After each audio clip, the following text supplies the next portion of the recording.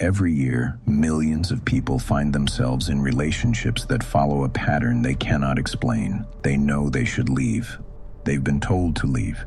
They've tried to leave, and yet they return. Outsiders call it weakness, stupidity, lack of self-respect. The outsiders are wrong. What keeps someone trapped isn't love. It isn't hope. It isn't stupidity. It's chemistry. A neurochemical cocktail so powerful, so precisely engineered that it rewires the brain's reward system, hijacks the stress response, and creates a bond stronger than logic, stronger than self-preservation, stronger than will. Psychologists call it the traumabond. By the end of this video, you will understand how it's built, how it's weaponized, how it feels from the inside, and most importantly, how to break it. Let's begin with the ingredients. Every human bond is chemical. Love, attachment, trust, all have molecular signatures, but the trauma bond uses a different recipe. Ingredient 1, dopamine, the reward molecule. Dopamine is the brain's wanting chemical. It drives pursuit. It creates anticipation. It's released when you experience something pleasurable, and even more when you anticipate it. In early relationship stages, dopamine floods your system during every interaction, every text, every call, every moment of attention. Your brain learns. This person means reward. Ingredient 2, oxytocin, the bonding molecule. Oxytocin is released during intimacy, trust, and physical connection. It creates feelings of safety and attachment. It's why sex bonds people. It's why touch heals. In healthy relationships, oxytocin builds slowly over time through consistent positive interaction. In toxic ones, it's accelerated. Love bombing triggers massive oxytocin release. Your brain bonds intensely to someone it hasn't yet verified as safe. When love bombing meets oxytocin, premature attachment results. Ingredient 3, cortisol, the stress molecule. Cortisol is released during stress, fear, and threat. It prepares the body for danger. In small doses, it's protective. In chronic doses, it's destructive. When the abuser withdraws, criticizes, or explodes, cortisol floods your system. When withdrawal meets criticism, cortisol surges. You feel fear, anxiety, desperation. Ingredient 4, adrenaline, the arousal molecule. Adrenaline accompanies cortisol. It creates arousal, alertness, intensity. It makes moments feel significant, memorable, alive. Arguments become intense. Reconciliation becomes euphoric. The roller coaster feels like passion. Conflict followed by reconciliation creates an adrenaline roller coaster. It's not passion, it's chemical dysregulation. The recipe. Now watch what happens when these chemicals are combined in a specific sequence. Dopamine creates anticipation. Oxytocin creates attachment. Cortisol creates fear of loss. Adrenaline creates intensity. Separately, they're just chemicals. Together, they form an addiction. The neurological fusion. Here's the critical forensic detail. In a normal relationship, dopamine and oxytocin are paired with safety and consistency. The brain learns this person equals reward plus safety. Reward plus safety creates healthy attachment. In a trauma bond, dopamine and oxytocin are paired with intermittent cortisol and adrenaline. The brain learns this person equals reward plus fear plus relief plus intensity. This learning creates the trauma bond. The same person becomes the source of both pleasure and pain. And the brain, trying to make sense of this contradiction, does something extraordinary. It fuses them. The neural pathways for love and fear begin to fire together. They become linked, inextricable. Love pathways fusing with fear. Pathways creates fused circuitry. Eventually, the brain cannot feel love without also feeling fear, and it cannot feel relief without also feeling attachment. Feeling love without fear becomes impossible. Feeling relief without attachment becomes impossible. This is the trauma bond. The trauma bond doesn't form through constant abuse. It forms through intermittent reinforcement. The Skinner box, 1948. Psychologist B.F. Skinner discovers something that will later explain addiction, gambling, and toxic relationships. Three groups of rats. Group 1, press lever, get food every time. They press when hungry. Group 2, press lever, get food, never. They stop pressing.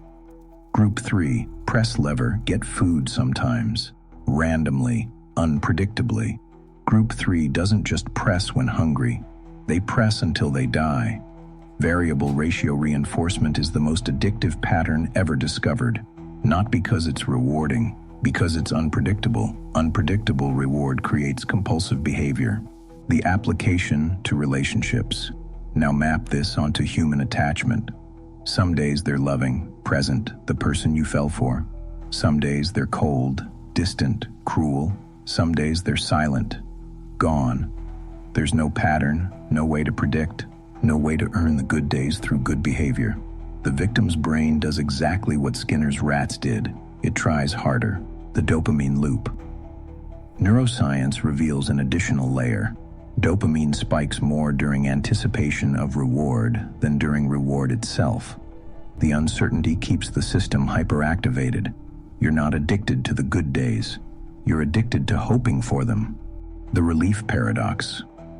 When the abuser returns after silence, when they're kind after cruelty, when they're present after absence, relief floods the system. And here's the paradox the victim doesn't recognize. The relief is caused by the ending of pain, but the brain records it as reward from the abuser. Pain ending followed by abuser's return creates misattributed relief. The abuser becomes associated with relief, with safety, with the cessation of suffering. The person causing the pain becomes the only one who can end it. Pain causation plus pain relief, bonded to same person, creates the trauma hook.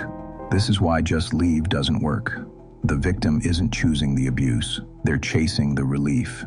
The trauma bond is built through a specific cycle. Psychologist Lenore Walker identified it in 1979. It has 4 stages. Phase 1, tension building. The victim senses something coming. Irritability, small criticisms, walking on eggshells. They try harder. Be more careful. Say the right things. Avoid triggers.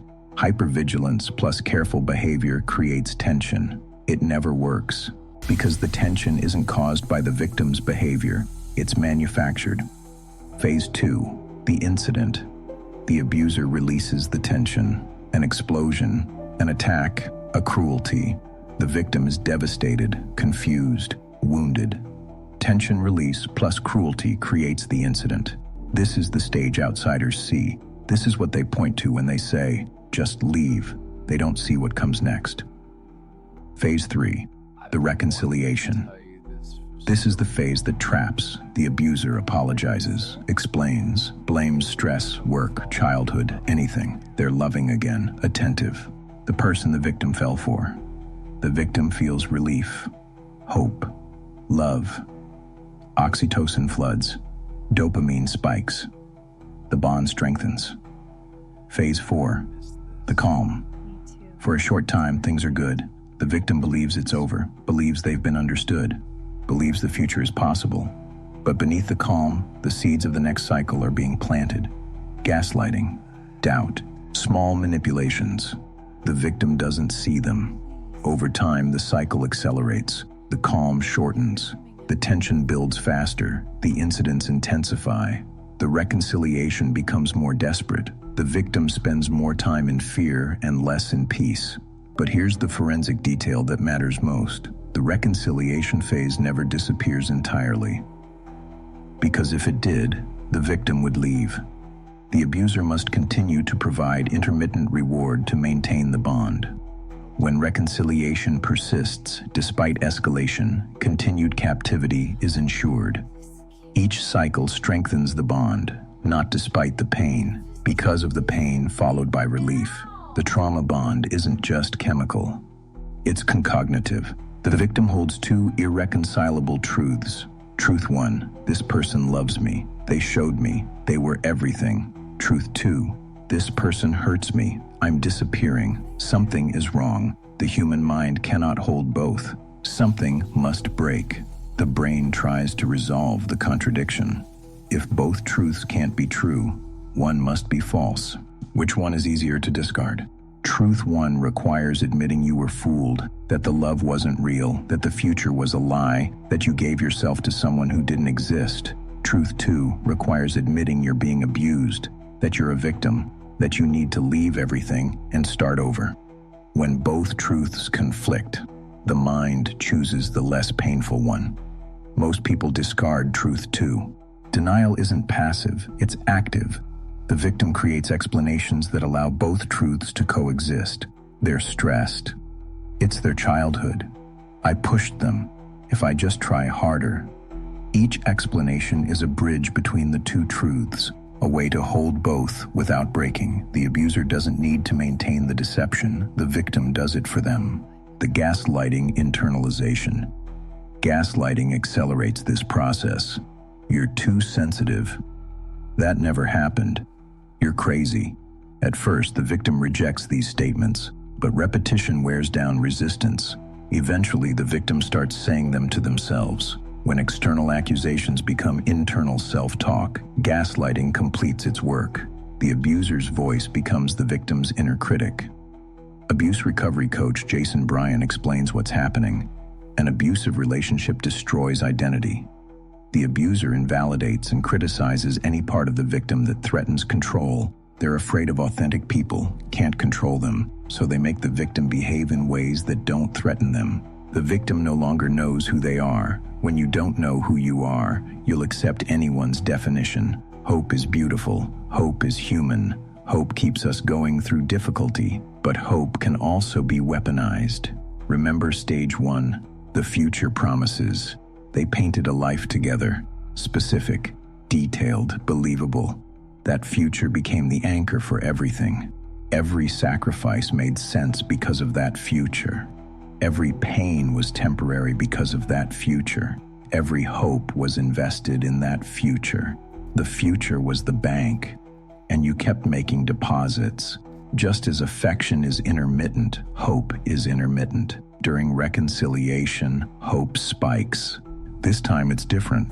They've changed. We'll make it. During abuse, hope crashes, but it never fully dies. Because hope, like dopamine, is activated by uncertainty. If the relationship were consistently bad, hope would die. The victim would leave. But it's not consistently bad. Hope isn't just an emotion, it's neurochemical. Anticipation of future reward releases dopamine, the same dopamine that drives addiction. The victim isn't just hoping, they're getting high on the possibility. Here's where hope becomes a trap. The more you've invested time, energy, youth, identity, the more you need the future to be real. If the future isn't real, then what was all that for? If they never change, then who have you been? When past investment demands future payoff, staying feels necessary. Staying feels like protecting your past self from having been wrong.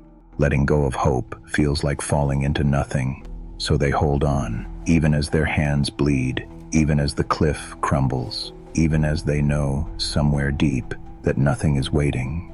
The trauma bond has one final reinforcement: shame. Victims don't tell anyone what's happening, not because they're protected, because they're ashamed. Ashamed of staying, ashamed of not seeing it, ashamed of still loving someone who hurts them, ashamed of what others will think. When shame meets the need for help, silence wins. Shame is the perfect prison. It has no walls, no guards, no locks, and the door is always open. The abuser has spent months, years teaching the victim that the problem is them. You're too sensitive. You provoke me. The victim has internalized this completely. When asked why they stay, they don't say, "Because I'm bonded." When internalized blame meets self-questioning, the spiral tightens. They say, "Because it's my fault." Victims project judgment onto others. They'll think I'm stupid. They'll say I should have left sooner. They'll blame me. Sometimes this projection is accurate. Society does blame victims, but often it's the victim's own shame, projected outward. When internal shame becomes imagined external judgment, isolation deepens. They don't need others to judge them. They're doing it well enough alone. Shame doesn't just silence you, it makes you believe you deserve the silence. Given all this, the chemistry, the conditioning, the cognitive dissonance, the hope, the shame, how does anyone ever leave? Research suggests victims leave when three thresholds are crossed. Pain threshold. The abuse becomes intolerable. The cost of staying exceeds the cost of leaving. Awareness threshold. The victim recognizes the pattern, names it, stops explaining it away. Support threshold. The victim has somewhere to go, someone who believes them, a lifeline. When pain, awareness, and support converge, exit becomes possible. Sometimes the bond breaks chemically. The abuser makes a final mistake, does something so unforgivable that even the victim's chemically altered brain cannot reframe it. The reconciliation phase doesn't work. The hope doesn't return. Dopamine stops spiking. Cortisol stops cycling. The system crashes. Often, leaving requires someone outside the fog. A friend who doesn't judge, a therapist who names the pattern, a hotline that says this is abuse without qualification. When external validation meets internal isolation, the fog lifts. External validation breaks the isolation, and isolation, remember, is what makes the bond unbreakable. But ultimately, leaving requires one thing: a moment of seeing the pattern, seeing the manipulation, seeing the future that will never come, seeing that the person they loved never existed. This moment is not rational, it's not planned. It's like waking up, and once you're awake, you cannot go back to sleep. Leaving a trauma bond doesn't feel like freedom. It feels like dying, because the bond was part of you, and removing it leaves a wound. Leaving is not healing. The trauma bond remains in the brain long after the abuser is gone. Recovery requires neurochemical rehabilitation. Phase 1. Withdrawal. The first phase is indistinguishable from drug withdrawal. Cravings, obsessive thoughts, physical pain, the overwhelming urge to reach out.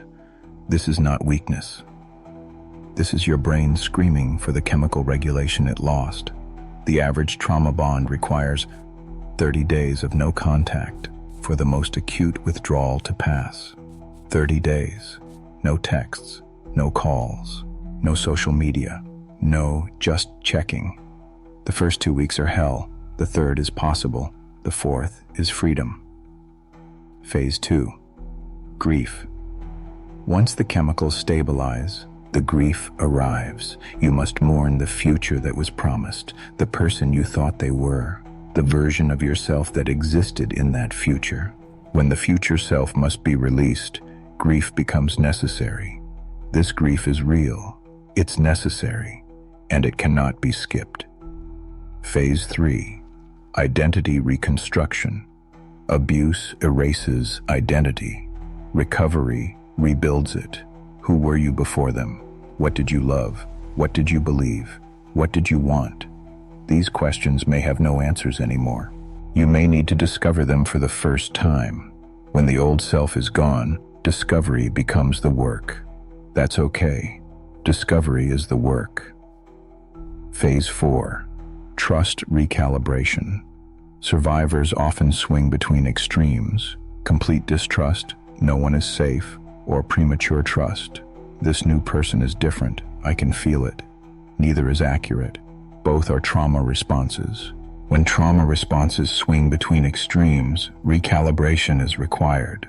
Recovery means recalibrating, learning to trust slowly, with evidence, with boundaries. Phase 5.